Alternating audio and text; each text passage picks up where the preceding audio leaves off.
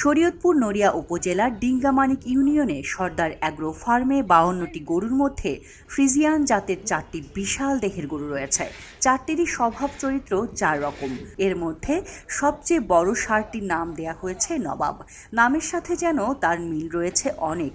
চলাফেরা খাওয়া দাওয়া একেবারেই নবাবের মতো। নবাবের ওজন 38 মণ। এর দাম চাওয়া হয়েছে 20 লাখ টাকা। এছাড়া শরীয়তপুরের টাইগার, যার ওজন 32 মণ, দাম চাওয়া হয়েছে 16 লাখ টাকা। কালো মানিকের ওজন 28 মণ, যার দাম চাওয়া হয়েছে 14 লাখ টাকা। বাহাদুরের ওজন 30 মণ, যার দাম চাওয়া হয়েছে 7 লাখ টাকা। কোরবানির ঈদকে সামনে রেখে এই 4টি গরুকে প্রস্তুত করা হয়েছে। প্রতিদিন গড়ে 20 থেকে 25 কেজি দানাদার খাবার খায় গরুগুলো। খাবারের মধ্যে রয়েছে কাঁচা ঘাস, শুকনো খড়, গমের ভুসি, ধানের কুড়া, ছোলা, মিষ্টি কুমড়া। নেপিয়া ঘাস খাওয়াইছি এবং দল ঘাস খাওয়াইছি এবং কুড়া ভুসি নিজের সন্তানের মতো পালছি।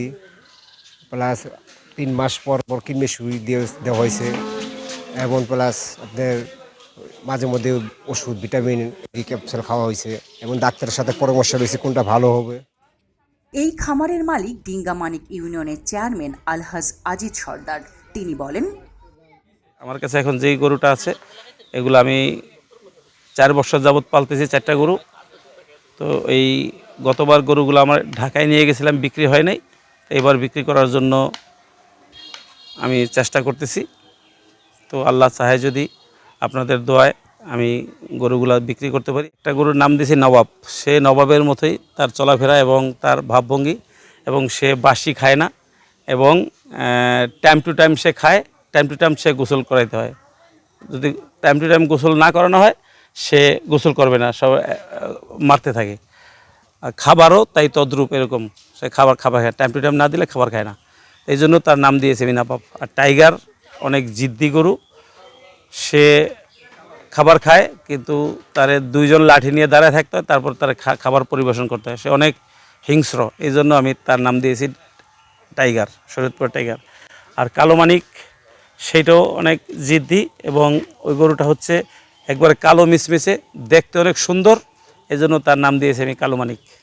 আর বাহাদুর, সে একেবারে ইয়ং, কেবলমাত্র এখন এই এত বড় গরু দুইটা কেবলের মতো দাঁতছে, এখনও মেচিউরড হয় না। এই জন্য সে উদীয়মান এবং দেখতে অনেক সুন্দর, ভদ্র, এই জন্য তার এবং শক্তিশালী, এই জন্য আমি তার নাম দিয়েছি বাহাদুর।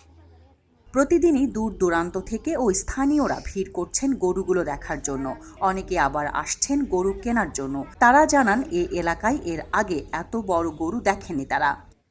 সাহেবের খামারের 50টা গরু আছে, তার মধ্যে 4টা গরু অনেক বড়, এই জন্য শুনে আসলাম। দেখলাম একটা কালোমানিক, এটি আমার পছন্দ হয়েছে। এখন দামে বললে এটা আমি নিতে পারি।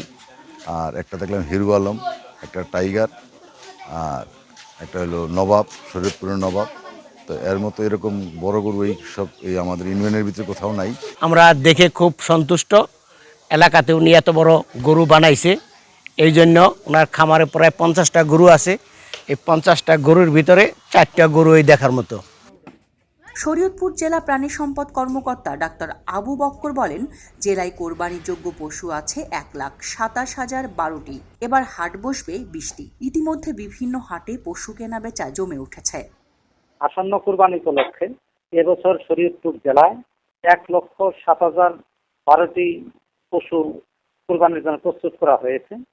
এ জেলায় চাহিদা রয়েছে 1,32,000টি এবং উদ্বৃত্ত আছে 6,980টি। সম্পূর্ণ প্রাকৃতিক উপায়ে গবাদি পশু লালন পালন করে যাচ্ছে এবং আমাদের ভেটেরিনারি মেডিকেল টিম প্রস্তুত করা আছে। আমাদের স্থায়ী এবং অস্থায়ী আমাদের প্রায় 50টি হাট রয়েছে।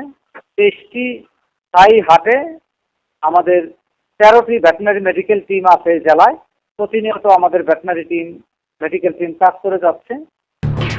এলো খবরের কাগজ, নিখাত, নির্ভীক, নিরপেক্ষ।